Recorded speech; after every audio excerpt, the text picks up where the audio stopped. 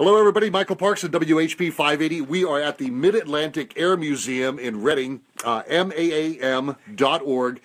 where next weekend they have their huge air show, World War II air show, June 2nd, 3rd, and 4th. And it's a pleasure to talk to the guy, the president of the museum, Russ Strine. And Russ, one of the great things about the air show next week is the number of re-enactors to make this program, this three-day event, a huge event, and introduce you to one of our friends here. It's amazing. About 1,500 reenactors come together to help us produce the event. It kind of boggles my mind. I've got here Jim Kronbach, who is from the Philadelphia area. He's our vehicle coordinator, and he also has a reenactment group at the event. Tell us a little bit about how you got into this and all the things that you continue to do here at the museum. Well, I started out as a volunteer. I gave tours here, and I was an elementary school teacher, so I used to give the tours to the young kids coming in and educate them on the aircraft and on the equipment that pilots had. And it actually started me on a whole historic journey, because now I collect World War II Navy flight and survival gear that started when I was giving those kids tours. And I have quite a collection right now. It's also gotten me into reenacting as a World War II Navy pilot. See, that's one thing that's unusual about our show. We have all the theaters of World War II. It's a great educational experience for people. We have the Pacific area, we have the European area, the Mediterranean area, and also, very important, the home front, where we have a whole World War II house set up that you could go to. We have a World War II era movie theater there where you could see shorts and things like that. It's a wonderful show that even if you're not really into World War II or history, it's very entertaining. There's something going on. You could get here at 9 o'clock in the morning and stay here till 9, 10 o'clock at night and be entertained the whole time. And it's amazing too, because from one of the things that if you go to the website and see the listing of the events, so you can be transported back in time to what it's like, during World War II. As you mentioned, an officers club will be set up. There's going to be big band entertainers. Frank Sinatra singers will be here. So again, talk about that. And not only that, there's a lot of people that are interested in vehicles. People go to car shows and things like that. We will have, and I already have registered as the vehicle coordinator, over 200 World War II vehicles, and not just from the United States, those that come from Germany and other places also. You'll see them driving around. We have a car show, and we have an inside parade on Saturday and Sunday, and we finish by parking those vehicles so that people can come up and take pictures and ask questions of the owners and things like that. So this show really has it's not just an air show, it's not just a reenactment, it's all these things in one. You don't see this anywhere. A lot of the vehicle owners allow the patrons to crawl into their Jeeps or up on their tanks and get their pictures taken. And again, that's part of what transports our elders back to their heyday. And as as I mentioned, Russ, and folks will hear this in our interview, that we did a half an hour show on taking care of business that you can, we'll have the link here on the page as well. It's just heartwarming to see, sons, daughters, grandfathers talk about that. Absolutely. It's wonderful. We get to see, one of the things that tugs at my heartstrings is I get to see the great-grandfather and the grandfather and the father and a little, adolescent-type son or daughter, and even their wives walking around, and the patriarch of the family is showing them in real time what he did in World War II. And, this is a Jeep, or this is a tank, or this is the airplane that I was a crew member on. And, we don't only provide that for the people that, for the veterans and things like that. We've actually been contacted over the years by the Children's Miracle Network. We've had kids that are very interested in World War II and in history, and they've sent a child to our show who had leukemia at the time. He wanted to see the different airplanes and things like that, but we took him to the one group. There was an airborne group here, and they had stations already set up for him to see, like, the equipment they had. They had him dress in the equipment and actually jump out of a facsimile rather, of a C-47, and that child now is cancer free. He's now, my goodness, 16 years old and has become a member of that reenactment group. It comes every year from Long Island, by the way. Yeah, and you know, Russ, the other thing we talk about, you know, along with the reenactors, you have special guests who show up for the weekend. And what's great about these folks is that, you know, they're open to give presentations and lectures, and you can go up there and talk to them and answer some questions. This year we're lucky enough to even have a Medal of Honor winner. I believe that he's the last surviving Medal of Honor winner from World War II. Coming in from West Virginia, so we're really excited about that. And again, once you give folks again the who, what, when, and wheres about the event, and you know, you can get tickets either for 1 day or 3 days. Well, it's held at Reading Regional Airport. Yes, you can buy a ticket at this point. It's $29 for a ticket. We're open from 8:30 in the morning until 10 o'clock. Friday is kind of if you really like to see airplanes moving and things like that, it's an arrival day and sort of a setup day. Then on Saturday, and there's an air show in the afternoon, but it's a brief air show on Friday. On Saturday and Sunday, we have a full 3.5-hour air show. This year we have the Geico Skytypers, which is a 6-man or a 6-ship formation team, and they'll be putting a lot of smoke in the air and doing formation aerobatics. They'll also, you may see them around the Harrisburg area doing sky typing about the event. Oh, that's great. It's really interesting. They'll put a message in the sky using all 6 airplanes. And then we have the big band dances on Friday night and on Saturday night.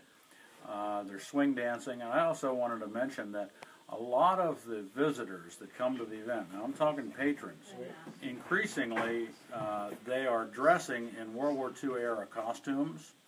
And that's become a big part of it. They walk around all day, you know, in their outfits. A lot of the vets put on their World War II uniforms, can still get in them, or those that can anyway. And so it's just a total World War II immersion experience is one way to put it. Yeah, this is the first time that I visited down here. Now, you know, the setup is taking place this weekend for next weekend, so a lot of the stuff isn't even here, but it is going to be so impressive as soon as you walk on here. It's an oh wow factor, isn't it? Very much. It's amazing because the reenactors are experts in their own areas. They have the correct tents, the correct uniforms, the correct weapons that they use. They can tell you anything about the history, what they ate in those days. They live here as they were World War II soldiers at that time and home front people. So it's such a historic thing. I wish more people would bring their cameras so that they can remember this. One year we had a chance of showers, okay?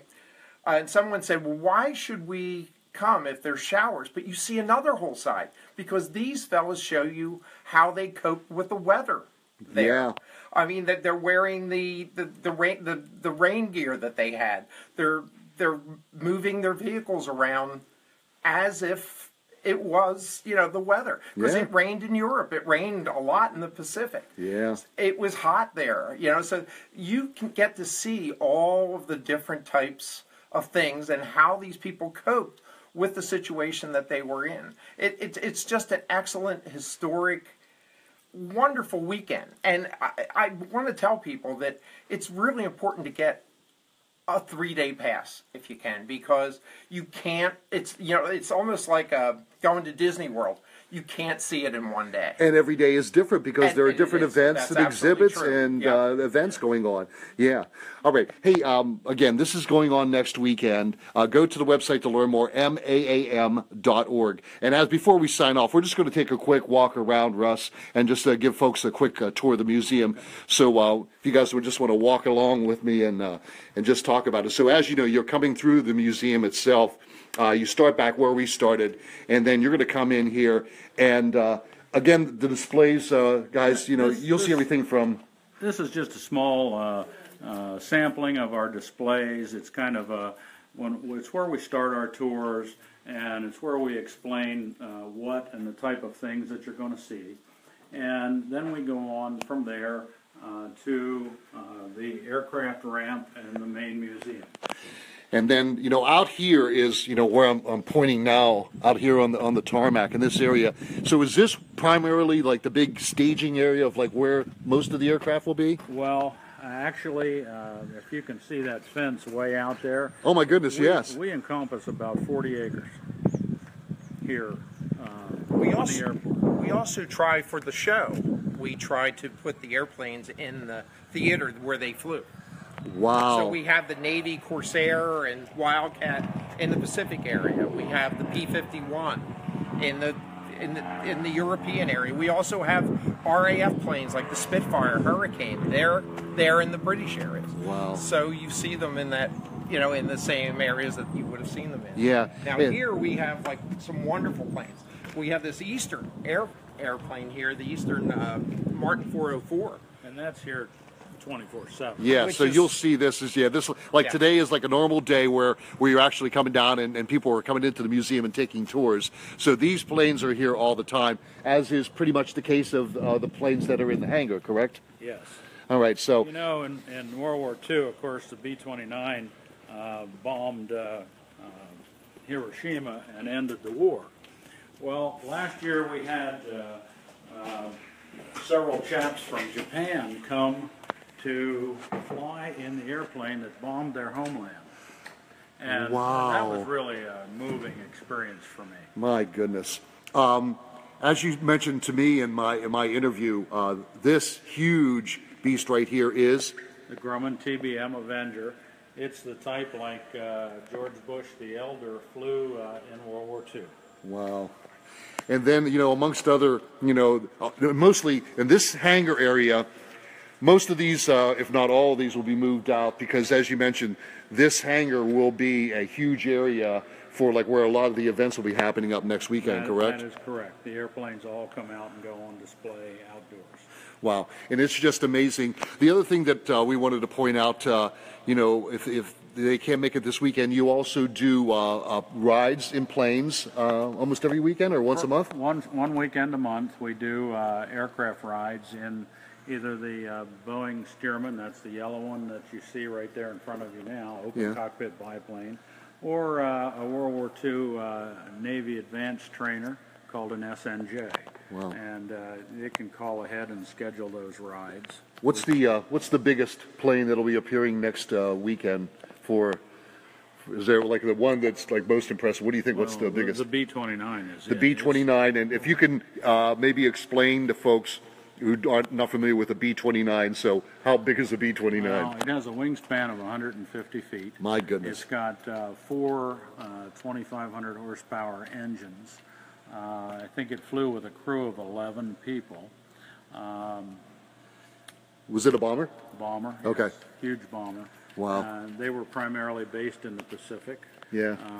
And flew long range to Japan. And then also next week, I know that some of the ads talk about Mustangs, so they'll be hearing, not only seeing them, but hearing them. And that's a distinct sound. It's a sound of its own. Yeah. We have 11 airplanes that will be here that specifically do rides. Wow. You can buy a ride in the B-29, a B-25. You can buy a ride in a Mustang, an SPD Dauntless. You can buy the rides in our trainers here that I just spoke about.